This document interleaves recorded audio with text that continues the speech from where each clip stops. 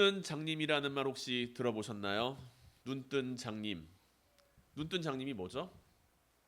눈은 떴는데 앞을 못 보는 사람 보고 눈뜬 장님이라 그러잖아요. 장님이라는 사람을 우리가 흔하게 상상을 하게 되면은 앞을 못 보는 사람, 그래서 눈을 딱 이렇게 감고 있는 사람으로 우리는 생각을 합니다.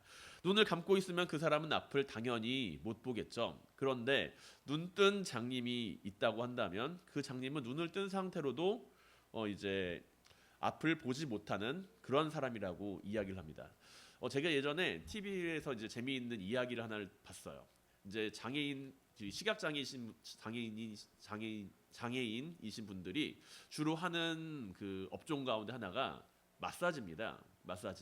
마사지로 이렇게 마사지를 하는데 하루는 여자 그 마사지사가 성희롱을 당한 거예요. 그 말을 듣고 나서 다른 그 시각장애인 안마사님들이 극대노를 합니다. 그래서 우리가 그 친구를 어떻게 하면은 응징할 수 있을까? 그렇게 생각을 하고 나서 한 가지 계획을 세워요. 그 성추행을 한 그 손님한테 단체로 몰려갑니다. 단체로 몰려가가지고 이제 앞이 보이지 않으니까 그 사람이 어딨나 모르잖아요.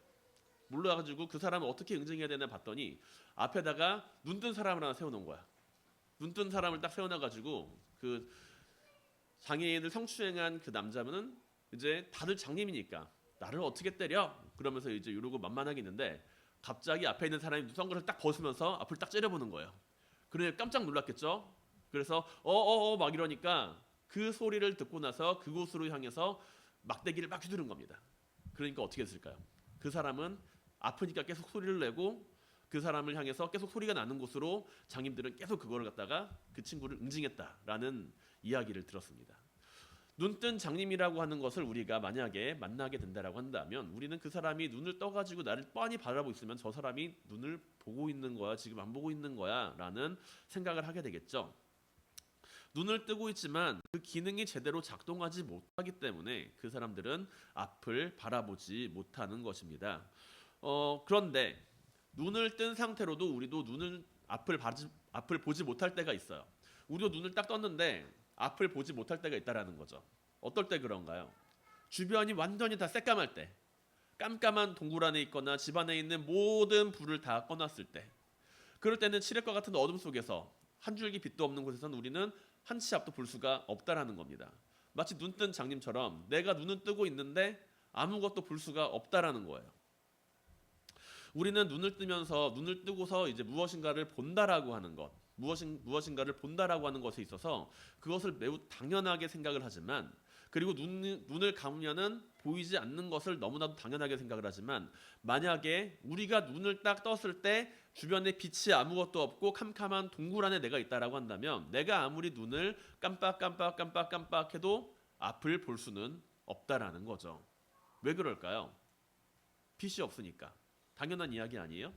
빛이 없으니까 우리는 볼 수가 없다라는 거예요. 깜깜하면은 그러면은 왜 못 보는 걸까요? 깜깜하면 왜 못 볼까요? 질문이 너무 어려워요. 주변에 빛이 하나도 없으면은 왜 앞을 보지 못할까요? 하나도 못 볼까요? 깜깜하니까, 어두우니까. 당연하죠? 그러면 왜 어두우면 못 보냐는 거예요. 왜 어두우면 앞을 못 보지? 그것에 대해서 이제 중학교 2학년 과학 교과서와 같은 내용에서는 그게 중학교 2학년 때 나오는 건지 3학년 때 나오는 건지는 정확하진 않은데, 하여튼 정규 과정에 있는 그 과학 교과서에서는 이제 빛이라고 하는 것을 우리는 반사되는 것을 보게 된다라고 이야기를 합니다. 한 번쯤은 들어보셨을 거예요. 이제 그 수정체 한 번쯤 들어보셨죠? 수정체, 망막 들어보셨죠? 수정체랑 망막, 시신경 들어보셨죠? 사물에 이제 빛이 딱 비춰요.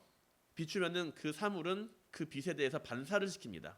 모든 빛을 다 흡수하는 색은 무슨 색? 까만색.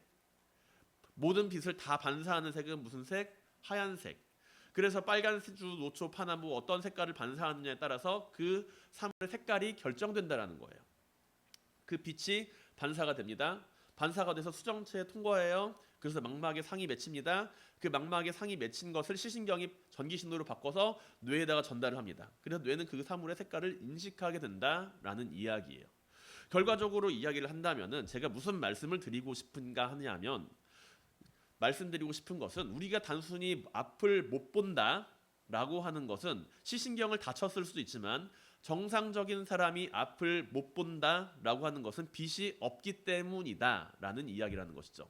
내가 다 잘 볼 수 있는 사람이야. 다 잘 볼 수 있는 사람인데 정상적인 사람인데 아무런 사물도 구분하지 못한다라고 한다면 그때는 그 빛이 아무것도 없는 깜깜한 그런 상황에서 우리는 사물을 절대 구분할 수가 없다. 그냥 만지작해 가지고 촉감으로 구분할 수 있을지는 몰라도 그것을 봄으로 말미암아 내가 이것이 맞는 건지 틀린 건지 이 길이 옳은 건지 틀린 건지 구별할 재능이 없다라는 이야기입니다. 결과적으로 내가 아무것도 안 보이는 깜깜한 공간에서 길을 걸어간다라고 한다면 돌부리에 걸려 넘어질 수도 있고요. 그리고 길을 가다가 낭떠러지 쪽으로 갈 수도 있고요. 그리고 길을 가다가 내가 필요한 물건을 잡았는데 그것이 내가 필요한 물건이 아닐 수도 있다라는 거예요. 결국엔 빛이 없다라고 한다면 우리는 다 눈뜬 장님과 같은 삶을 살아가야만 한다라는 이야기죠. 그리고 오늘 본문을 보게 되면은 주님께서 오늘 두 가지의 말씀을 우리에게 전해주고 계세요. 두 가지의 말씀 가운데 한 가지는 말이죠. 첫 번째로는 세상에 대한 심판과 주님의 죽으심에 대한 이야기입니다. 두 번째는 뭐죠? 빛 가운데 있으면서 너희가 빛의 아들이 되어야 한다. 빛이 있을 때 빛을 따라가라. 빛 가운데 거하라. 그런 이야기를 우리는 하시는 것을 볼 수가 있다라는 거예요. 그리고 우리가 주님의 말씀을 듣게 될 때 우리는 이 세상을 살아가는 중요한 원리를 발견하게 된다라는 거죠. 주님께서는 31절에서 33절까지 오늘 본문의 내용의 일부를 보게 되면 다음과 같이 말씀하십니다. 이제 이 세상에 대한 심판이 이르렀으니 이 세상의 임금이 쫓겨나리라. 내가 땅에서 들리면 모든 사람을 내게로 이끌겠노라 하시니 이렇게 말씀하시면 자기가 어떠한 죽음으로 죽을 것을 보이심이러라 라고요. 주님께서 말씀하시는 세상의 심판과 이 세상의 임금이 쫓겨나리라 라고 하는 그 이야기, 이 이야기를 그냥 신약적 성경 배경 지식이 없이 그것만을 딱 보게 된다라고 한다면 굉장히 혁명적인 말, 그렇게 들리게 된다는 거죠. 체제를 전복시키거나 무너뜨리려는 그런 말. 이 세상 임금이 다 쫓겨난대.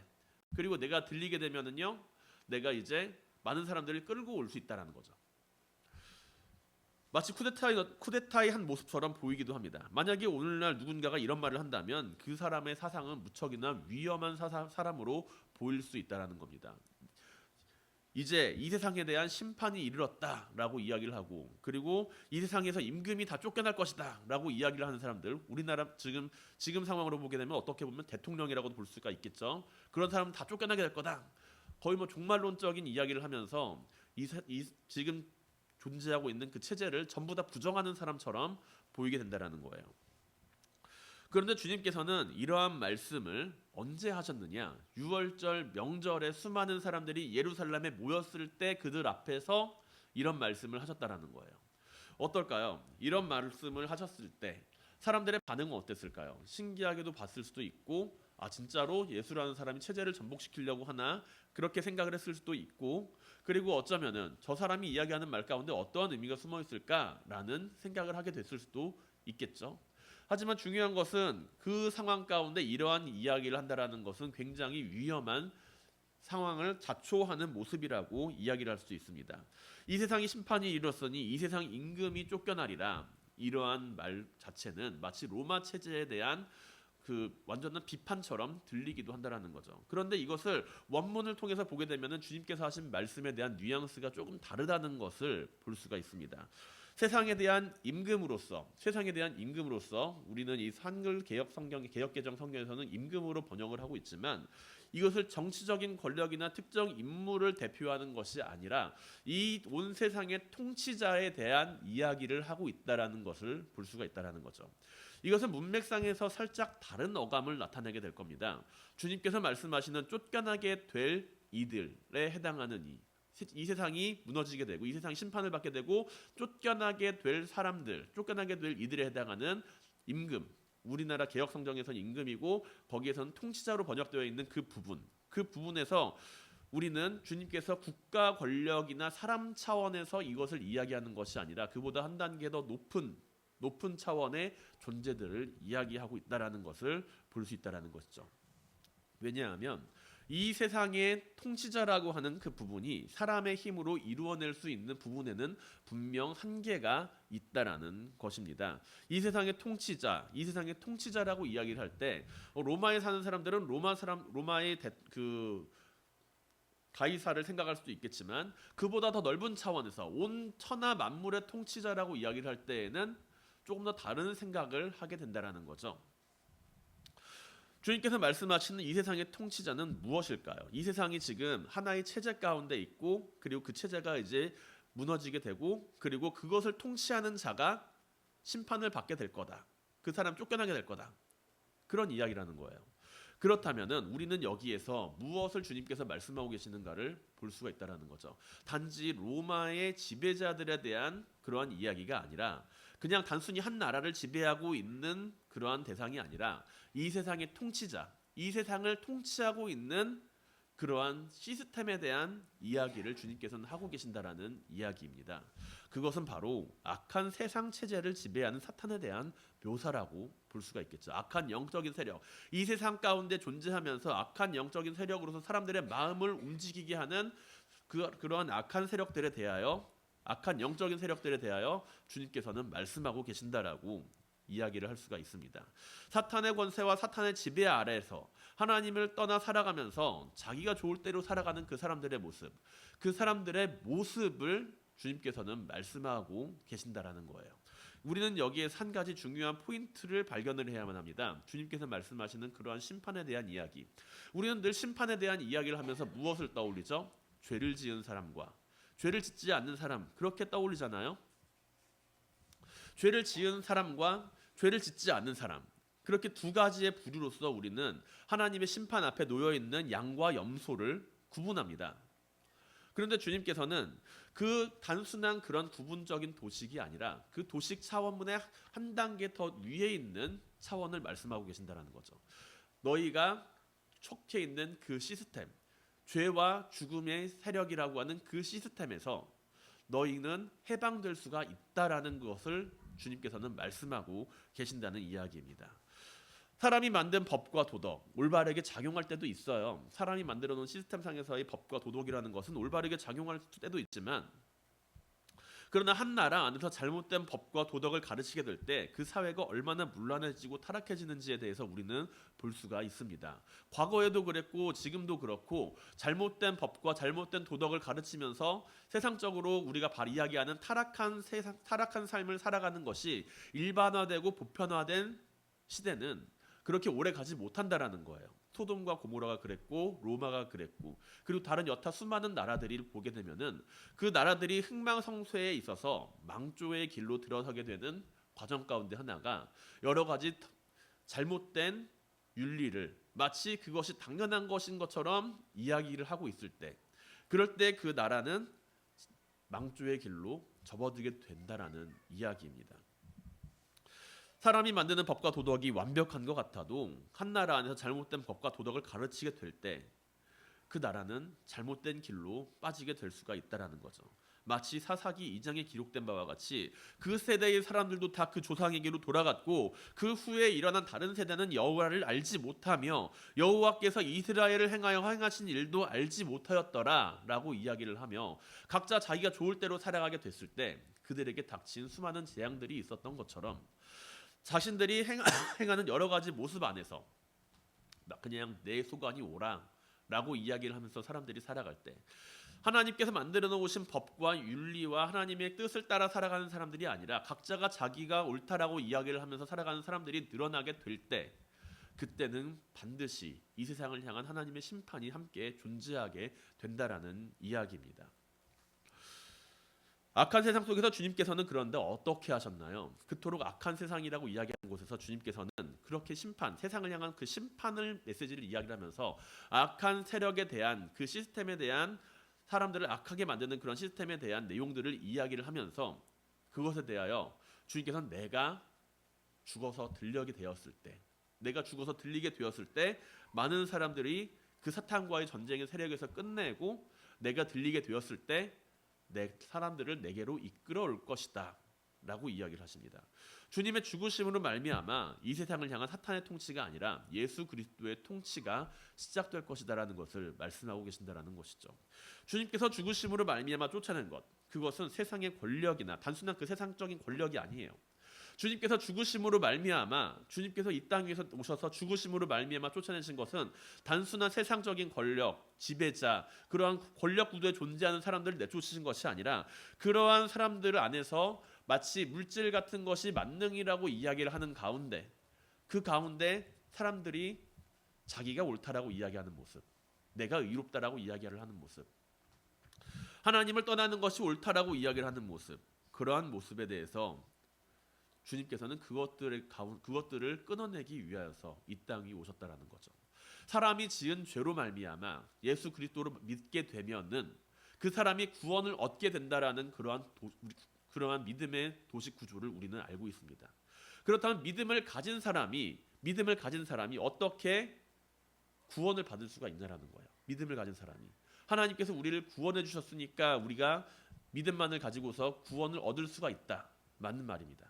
그런데 그걸 조금 더 세부적으로 들어가게 되면은 믿음을 가지고서 살아가는 사람은 예수 그리스도를 바라보면서 믿음을 가지고 살아가는 사람은 단순히 예수 그리스도를 향한 내가 믿음의 고백만을 이야기를 하는 것이 아니라 그 믿음의 고백에 대한 삶의 책임까지 함께 가지고 살아가기 때문에 그 가운데에서 이 세상에서 빛과 같은 존재로 예수 그리스도의 빛을 비추는 존재로 살아갈 수가 있다는 거예요.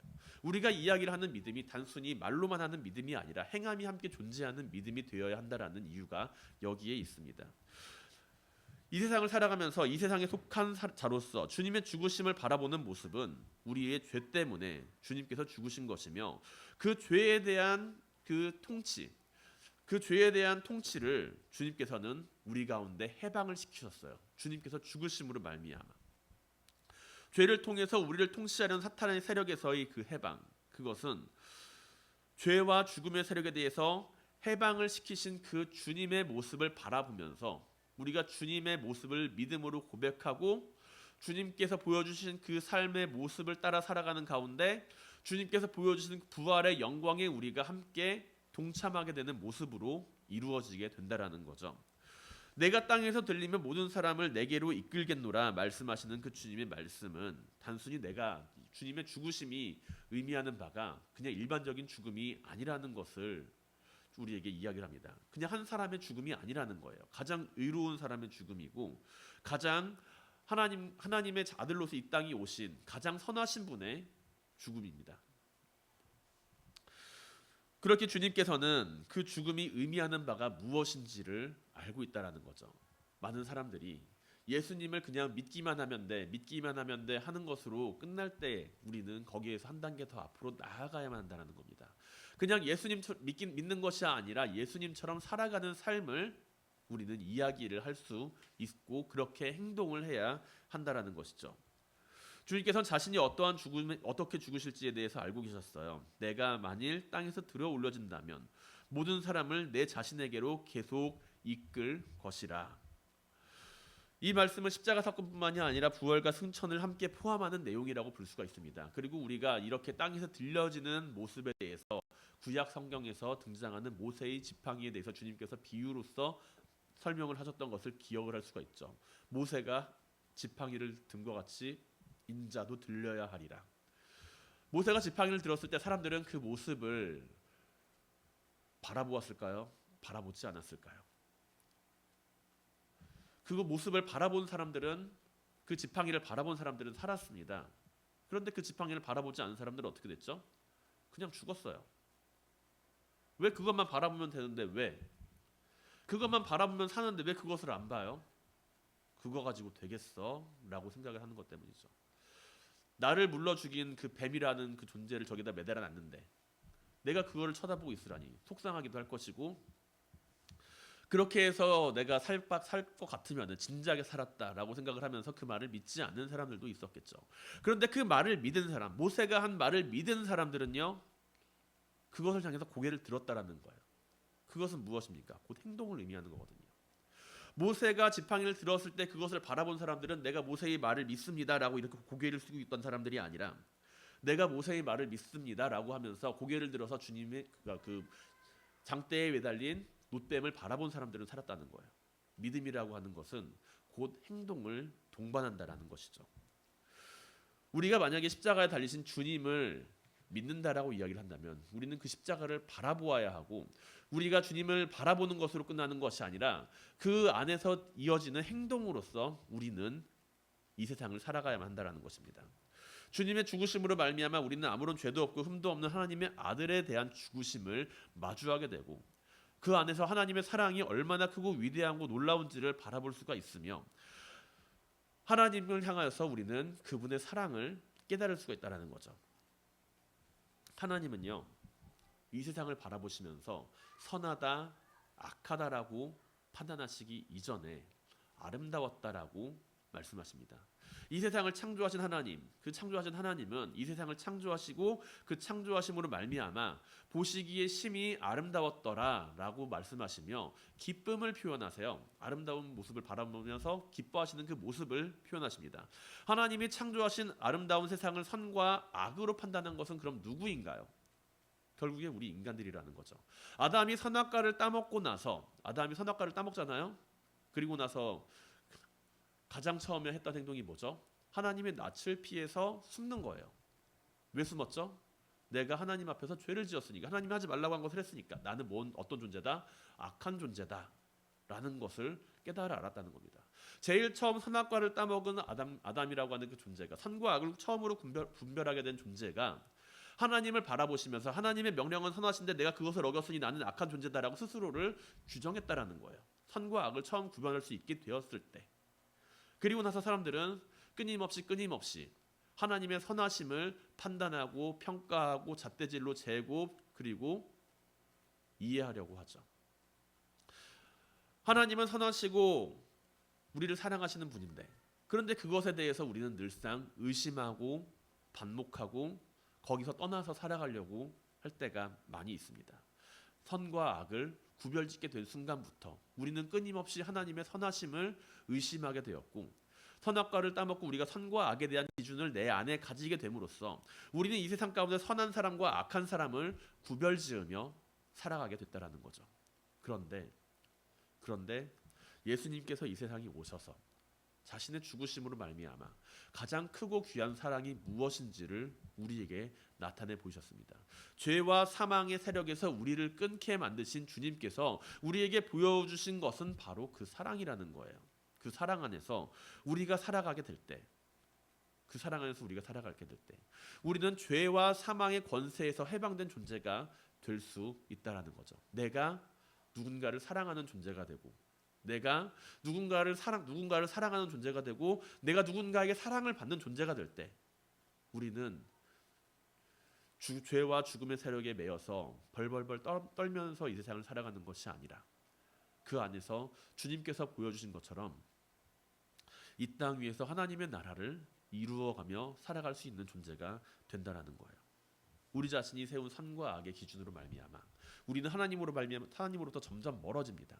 하나님의 말씀을 듣고서 내가 그 말씀을 판단하며 스스로를 옳다 여기며 이 세상을 살아갈 때 우리는 점점점 멀어지게 된다는 거죠. 하나님의 말씀을 듣고서도 그 말씀을 내가 평가하고 판단하고 선과 악을 그 안에서 구분지으면서 살아갈 때 우리는 하나님과 점점 멀어지는 삶을 살아가게 됩니다. 그것은 결국에 어둠 속을 헤매는 것과 같은 모습이라는 거죠. 내가 내 자신이 옳다 이야기를 하면서, 내가 생각하는 것이 옳다라고 이야기를 하면서 말을 하며, 내가 믿고 있는 것이 하나님이 아닐지언정 옳다라고 이야기를 할 때 우리는 어둠 속에서 헤매이면서, 참된 빛도 없이 어둠 속을 헤매이면서 이리저리 부딪히며 살아가는 존재가 될 수밖에 없다는 겁니다. 빛이 없다면 사물을 구분할 수가 없죠. 사람은 스스로 빛나는 존재가 아니라 무엇인가를 통해서 빛나는 존재입니다. 우리가 빛날 수 있는 것은 직장, 친구, 가족, 업적, 일, 여러 가지 내 삶의 모습이 있기 때문에 그것으로 말미암아 나는 빛날 것이다 라고 여길 뿐이지, 나는 스스로 빛이 될 수는 없는 존재라는 거예요. 단지 누군가의 빛을 받아서 그 빛을 내가 반사시키면서 살아갈 뿐이죠. 그리고 우리가 우리가 이 세상을 살아가는 가운데 빛나는 존재가 되고자 한다면 그것은 내가 스스로 빛나는 것이 아니라 예수 그리스도라고 하는 그 빛을 받아 내가 그 빛을 세상에 비추는 역할을 하면서 살아가야만 한다라는 이야기입니다. 사랑하는 성도 여러분, 우리가 이 세상을 살아가면서 하나님을 떠나 살아가는 것이 아닌 주님을 따라가며 주님의 죽으심을 바라보며 주님의 빛 가운데 거할 수 있기를 바랍니다. 하나님은 좌우를 분별하지 못하는 니느웨에 사는 백성들이 구원받기를 원하시는 분이세요. 수없이 많은 잘못을 반복하는 이스라엘 백성들을 향하여서 그 구원의 끈을 놓지 않고서도 메시아를 약속하신 분입니다. 자신의 사랑하는 아들 예수 그리스도를 보내주신 분이죠. 하나님은 이 세상을 사랑할까요? 미워할까요? 아니면 선이라고 할까요? 악이라고 판단하실까요? 하나님께서는 이 세상을 포기하시는 분이 아닙니다. 하나님 이 세상을 악하다 선하다라고 판단하시기 이전에 그 세상을 바라보면서 아름다웠던 것을 이야기를 하시는 분입니다. 우리가 이 세상을 살아가면서 하나님의 사랑을 증거하며 이 세상을 살아갈 수 있기를 원합니다. 하나님은 이 세상 사는 사람들을 구원하시기를 원하세요. 이 세상에 사는 사람들을 구원하시기를 원하시는 그 하나님의 마음은 그들을 심판하는 것이 아니라 그들이 행하는 악한 행동에 대한 심판을 말씀하고 계신다라는 거죠. 우리가 언제나 하나님의 사랑을 이 세상에 비추며 이 세상을 살아가는 모든 성도님들이 되시기를 주님의 이름으로 간절히 축원드립니다. 우리는 아무런 흠도 없고 죄도 없는 예수 그리스도 하나님의 아들이 죽음심 가운데 그분께서 하시는 말씀을 듣게 되어 주님께서 하신 말씀, 너희에게 아직 빛이 있을 동안에 이 빛을 믿으라 라고요. 여기서 너희라고 하는 것은 유대인 무리를 가리키며 빛이란 주님 자신을 가리키는 것이죠. 주님께서는 유대인들을 향해서 생명의 빛으로 오신 그리스도를 믿어 영생을 얻을 것을 마지막 순간까지 말씀하고 계십니다. 마지막의 마지막 순간까지도 주님께서는 이러한 모습을 보여주신다는 거죠. 당시 상황은 굉장히 절망적이었을 거예요. 그 당시에 주님께서 이런 말씀을 하시고 계실 상황은 굉장히 절망적인 상황이었을 겁니다. 예수님을 향한 적대적인 감정은 이제 들끓어 오르고 있죠. 유대 종교 지도자들, 집권층들 이제 예수님을 잡기 위해서 이제 체포하기 위해서 처형하기 위해서 계략을 짜고 이제 그것을 실행에 옮길 준비만을 하고 있는 상황이죠. 이제 하나의 키포인트만 있으면은 주님을 잡아다가 죽일 준비를 다 끝내놓고 있는 상황입니다. 유대인들은 정치적이고 세속적인 메시아에 대한 환상을 버리지도 못하고 심지어 제자들조차도 주님께서 메시아로 오시면 나도 그 자리에서 한 자리 차지할 수 있지 않을까. 그렇게 생각하고 있었던 그런 때예요. 주님을 향하여서 근데 유대인들은 주님을 향하여서 인자가 들려야 하리라 하는데 그 인자가 누굽니까? 라고 되물으면서 도대체 주님께서 하시는 말씀을 이해하지 못하는 그런 모습을 보여줍니다. 그런데 주님께서는 마지막 순간까지 자신을 찾는 이들을 버리지 않으신다라는 거죠. 빛 가운데에서 빛을 보고 그냥 가만히 서 있지만 말고 너희 앞에 있는 그 빛을 보면서 가만히 서 있지만 말고 빛을 바라보고 그 빛 가운데를 함께 걸어가라. 어둠 속에 머무르지 마라. 그렇게 이야기를 하시면서 어둠 속에 붙잡히지 말라고 이야기를 하면서 주님께서는 끝까지 그들을 향하여 자신을 믿을 것을 말씀하고 계십니다. 하나님은 심판의 하나님이죠. 이 세상을 향한 심판을 하실 하나님입니다. 하나님의 심판은 세상을 향한 심판이 아니라 그러나 악한 세력에 대한 심판임을 기억하시길 바랍니다. 하나님은 사람들을 심판하기를 원하시는 것이 아니라 그들이 행하는 악한 행동을 심판하신다라는 거예요. 그 악한 행동은 결국에는 그들이 바라보고 있는 하나의 시스템, 자신들을 악하게 만들고 있는 그러한 시스템 구조 속에서 이루어진다라는 거죠. 하나님께서 하시는 그 심판은 그러한 시스템에 대한 심판이 될 수가 있다라는 이야기입니다. 하나님의 심판은 세상을 향한 심판이 아닌 악한 세력에 대한 심판이며 사람을 정죄하거나 심판하시기를 즐겨하시는 것이 아니라 그 악한 세력 위에 서 있는 사람들이 하나님의 심판으로 말미암아 무너져 떨어지게 된다라는 거예요. 하나님은 죄와 죽음의 세력에 대한 심판을 행하시는 분이죠. 악한 세상의 통치자들에 대한 심판을 이루어 가시는 분입니다. 그렇다면 결과적으로 거기에서 벗어나지 못하는 사람들이 있다라고 한다면 그 사람들은 하나님의 심판에서 벗어날 수 없다라는 거예요. 미국이 일본의 2차 세계대전 때 원자폭탄을 떨어뜨립니다. 미국이라는 나라가 그 원자폭탄을 떨어뜨리는 그 나라에 사람들이 미워서 그것을 떨어뜨렸을까요? 그 히로시마에 사는 사람들이 미워서 그것을 떨어뜨렸나요? 아니라는 거죠. 일본이라고 하는 그 체제 안에 그 세계 전쟁을 불러일으키는 그 체제 안에서 있었던 그것을 향해서 그들은 원자폭탄을 떨어뜨린 거라는 겁니다. 미처 그 안에 있던 사람들, 그것을 피하지 못하고 있던 사람들은 거기에서 함께 그 폭풍에 휩쓸리게 됐다라는 거죠. 하나님의 심판도 이와 마찬가지라고 저는 생각을 합니다. 우리가 만약에 빛 가운데 있지 못하고 어둠의 세력 가운데 함께 머물러 있다라고 한다면 하나님께서 행하시는 그 어둠의 세력에 대한 심판이 다가오게 될 때 우리도 함께 그 심판의 자리 가운데 놓일 수밖에 없다라는 이야기예요. 그렇다면 우리는 어떻게 해야 될까요? 빛이 있을 때 빛 가운데로 걸어가야 하겠죠. 빛이 있을 때 그 빛을 바라보고만 있는 게 아니라 내가 그 빛을 믿는다라고만 말하는 것이 아니라 그 빛 가운데로 걸어 나가야 할 필요가 있습니다. 우리가 이 세상을 살아가면서 어둠 속에 거하는 사람들이 아닌 빛 가운데 거하는 사람들이 될 수 있기를 원합니다. 어둠 속에서 주님은 빛을 밝히시는 분이시죠. 큰 죄를 지은 자라고 할지라도 그가 진심으로 회개하고 주님 앞에 나온다라고 한다면 주님께서는 그를 용납하십니다. 십자가에서의 강도 기억하십니까? 저가 회개하였을 때 주님께서는 그에게 낙원을 허락하셨습니다. 주님께서는 마지막 순간까지도 한 사람을 구원하시기 위하여 그를 낙원으로 인도하시는 분이라는 거죠. 그가 악하고 어둠의 세력에 속한 그 시스템에 속한 자가 아니라 주님께로 나아오기로 결정을 했을 때 주님께서는 그에게 용서를 선포하시며 낙원에 함께 있을 것을 말씀하십니다. 우리도 마찬가지죠. 우리 자신이 빛 가운데 있으며 언제나 빛을 따라서 살아가야만 합니다. 만약에 우리가 빛을 보고서도 그곳으로 가고자 하지 않고 내가 그냥 그 빛을 바라보고만 있다라고 한다면 주님께서는 결코 그것을 옳다 이야기하시지는 않을 거예요. 주님께서 오늘 분명하게 말씀을 하고 계시죠. 너희가 빛 가운데 있을 때, 빛이 있을 때 그 빛을 믿어라. 그리고 그 빛 가운데 거하라고요.